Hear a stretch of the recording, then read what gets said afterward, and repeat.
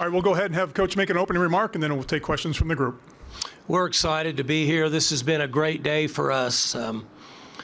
Flew in yesterday afternoon with the players, and it was fun. I've been to Vegas a lot. The players hadn't been here before, so it was neat to see them. We had a good dinner last night with some Oklahoma State people, and then gave the players a chance to look around a little bit. And it's a beautiful facility.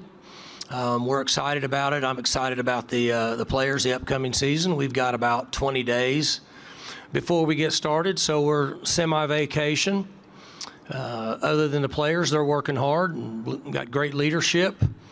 I'm really excited about our team. I'm excited about the direction we're moving.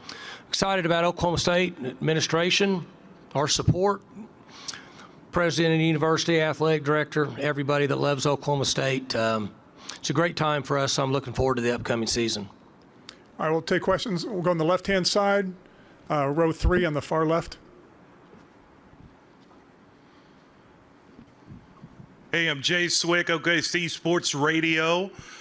Coach, I want you to talk about your returning players. You've got a lot on offense and some key contributors on defense. What's the main difference from last year's team going into this year? And just get your opinion on that. A year ago, we had 28 new players come in. And then ultimately, before we started the season, we had 38 new players as we added 10 more. So there were a lot of areas that we had to decide what was best for our team and how to get to that point. A number of those players were at semester transfers that we felt like were good enough to help us based on the portal, unlike what you would have with high school players. There was a little bit of uncertainty in what direction to go in order to be fair to all the players involved. This year we have fewer portal transfers that semester, more returning starters. So coaches have a better direction in how to get there. Now it's just a matter of us kind of getting out of the way and allowing the maturity and the leadership we have of our team to take over. Okay, we'll go over here on the right side in the front row.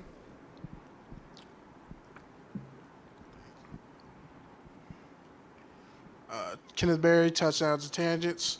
Coach Gundy, you and Alan Bowman are probably two of the most tenured people left in the Big 12. So just having a quarterback who's been in college that long, he's seen the Big 12, different angles, playing for you and against you. How much of a force multiplier is he helping build out the culture and teaching the younger guys and kind of setting a standard, on his way out? So Alan has done a really good job of adapting to our culture and buying into Oklahoma State University. When he came in a year ago, he was one of the players that I was talking about that we needed him to earn his position. And since then, he's got a year under his belt. He's very mature. He's engaged to be married. He already has 2 degrees. He has a good feel for us. He's a good feel for our system. He's been around a long time, and I think the experience that he brings to our team, the respect, and the players believe in him at this point, benefit us the most at this time. We'll go left side in the 4th row, in the middle.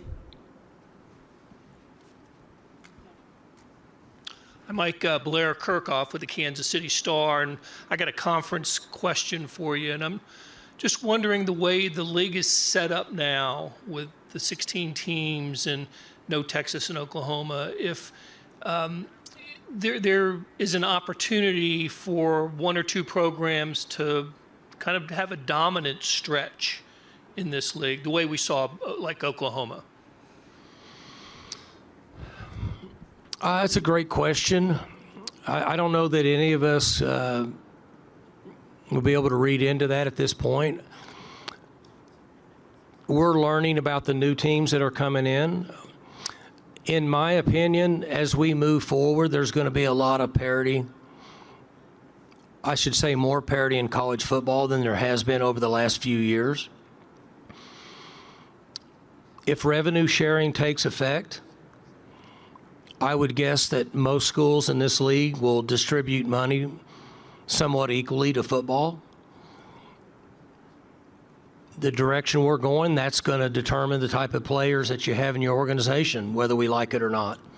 Recruiting is still recruiting, but it won't be as much recruiting as now. It will be the ability to distribute money to the right players that you need based on the talent that you think that you've seen at that particular time. I think that we've got a number of teams in this league that have an opportunity to make a move national. Whether anybody can take over and dominate for an extended period of time would be hard to tell at this point.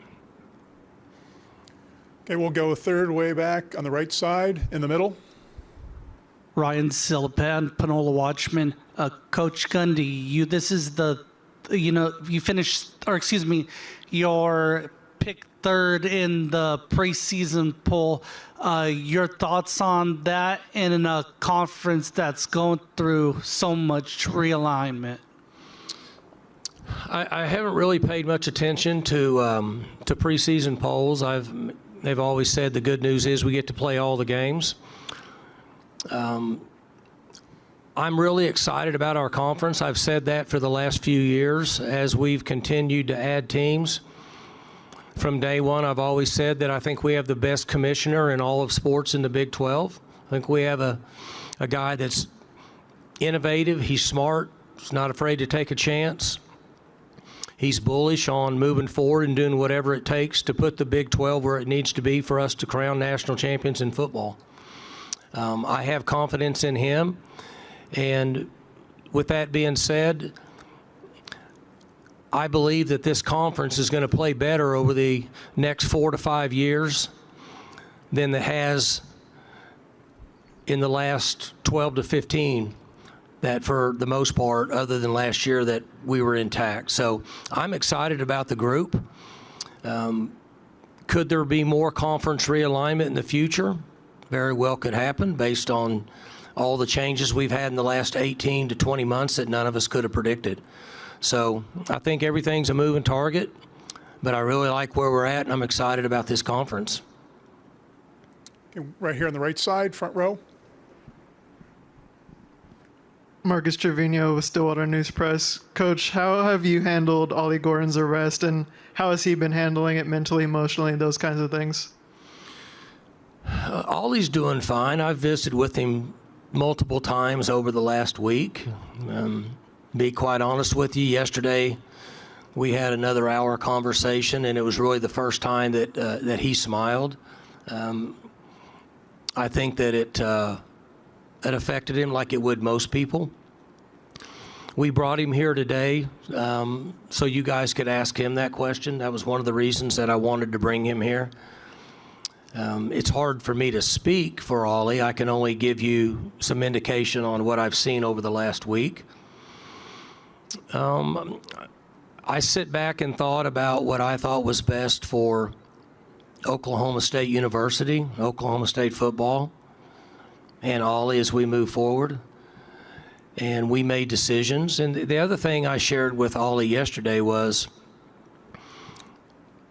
after he decided that he wanted to come to today's event, that I told him, when this is finished today at 4 o'clock, it's over for me. I've already made the decisions that I think's what's best for you and this team, and you need to make the decisions and the comments of what you think's best for yourself and the team. And then after today, it's over with, and that's what our goal is, and I think we'll be able to get that accomplished. Okay, we'll go to the left side, third row in the middle. Hey, Mike, Colin Wilson with the Action Network. We have to talk about the offensive line, the most experienced in the nation. A year ago, you and I talked about leaving the zone read, going to man, counter, power. After the non-conference schedule, the numbers just jumped off the page. Was it because the offensive line's grasp of the new run concepts and blocking? So after the first 3 games, we changed the concepts of what we were doing up front. We changed the alignment of our tailback, particularly what we thought Ollie Gordon would be best at. and we shoved all of our poker chips on the table and we hit. It worked for us. We made the right decision. Ollie started running like crazy. We were better at blocking those schemes than we were the other ones in the first 3 games, and that was on the coaches. That was on me. I'm involved in the offense pretty heavily, not on game day, but prior to getting to game day.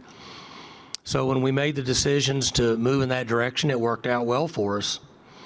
Then our players started running the same plays, 4 or 5 plays over and over and over, and Ollie started to create really good vision on those type of plays and the different ways that he was running them. I think he led the nation last year in yards after contact for running backs, which fit that style of play. And it worked for us. And all of a sudden it helped us become a better passing team because we had the ability to rush the football. All right, we'll go on the right side, 3/4 of the way back in the middle.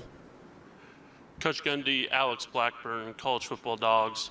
What improvements have you seen on the defensive side of the ball given the struggles from last year? So we've got a very athletic defense, in my opinion. I think we can run and get to the ball.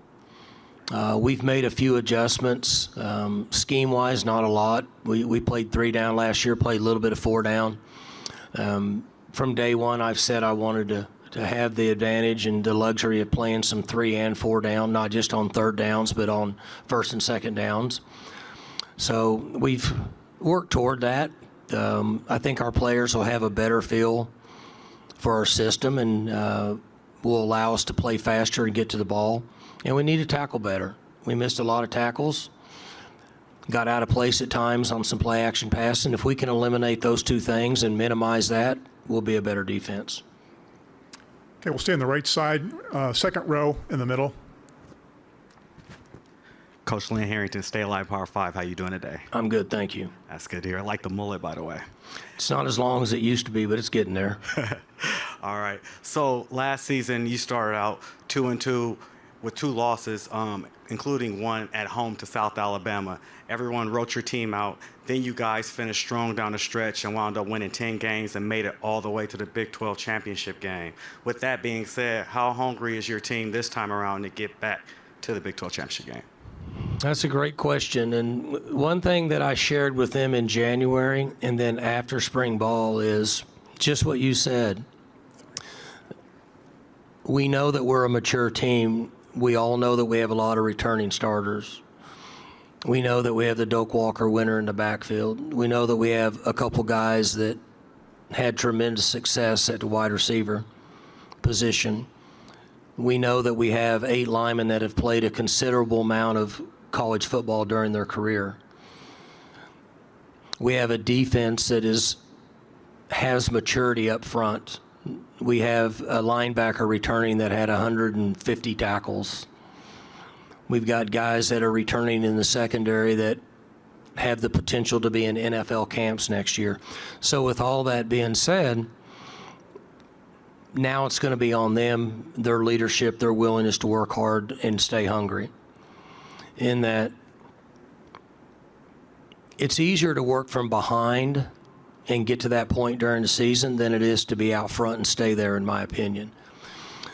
Because I don't want the team to think that they've arrived, because they certainly haven't. I'm just guessing the teams that we're playing could care less about what we did last year, and they're going to try to beat us. So I stress that to the team, and I feel comfortable with the leadership, with the maturity that we have with these guys, that they'll be able to push themselves hard in August. All right, let's stay on the right-hand side here, row 3 in the middle.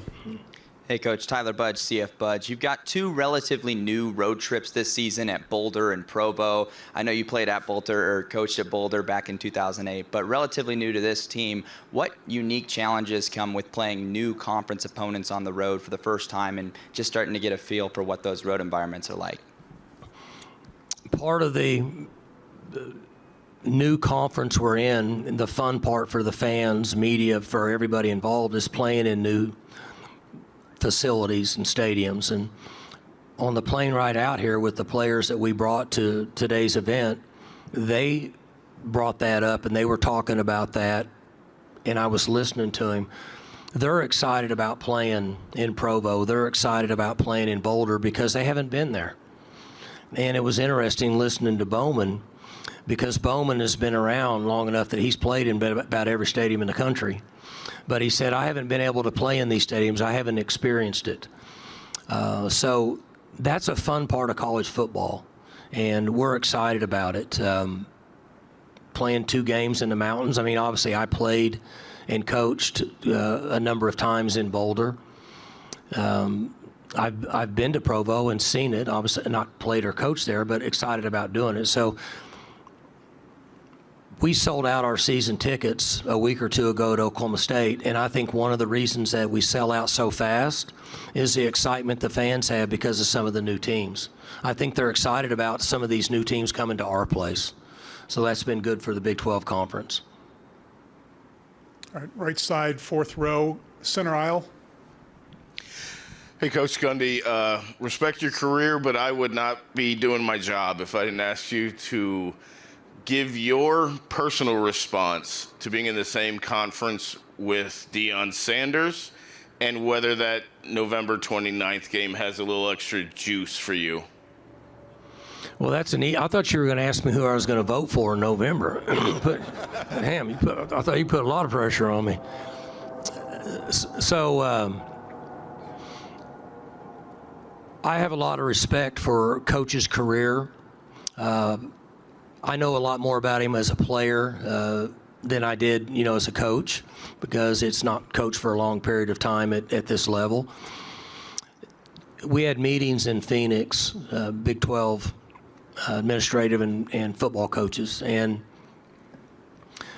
I'd actually forgot about it, and then we got in there and all the coaches were around, and so I started looking around, and I was chairing those meetings, and so we had to do introductions, and then realized, and it was very enjoyable being in a room with him and his contribution to a lot of the subjects that we talked about.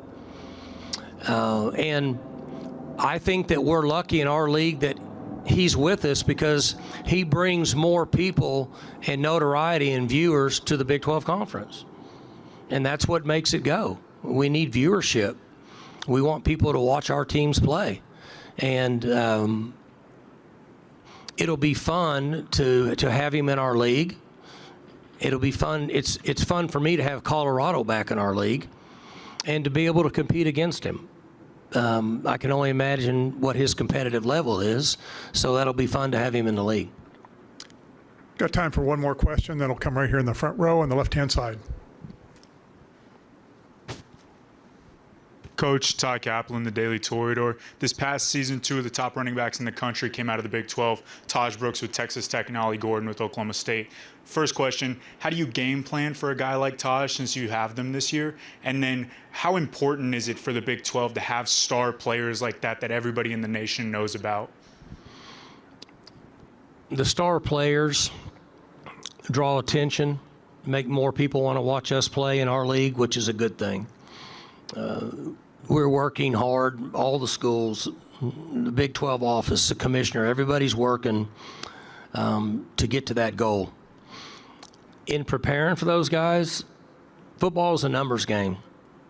So when you play somebody that has a running back of that caliber, one other person's got to play the run. When that happens, you become susceptible to the pass. As I mentioned earlier, as the season went on, we became a much better passing team at Oklahoma State because Ollie Gordon, because of a much better running back, based on what we were trying to get accomplished. So it's a numbers game. You can get him up there and stop him, or you can let him rush and stay back, or you can try to play guessing games, which most people do. But basically, you got to get somebody else down there to stop the run. And that's the advantage of having a good running back. It allows your receivers to be much better players. All right, that'll do it. Coach, thank you for your time. You bet. Thank you.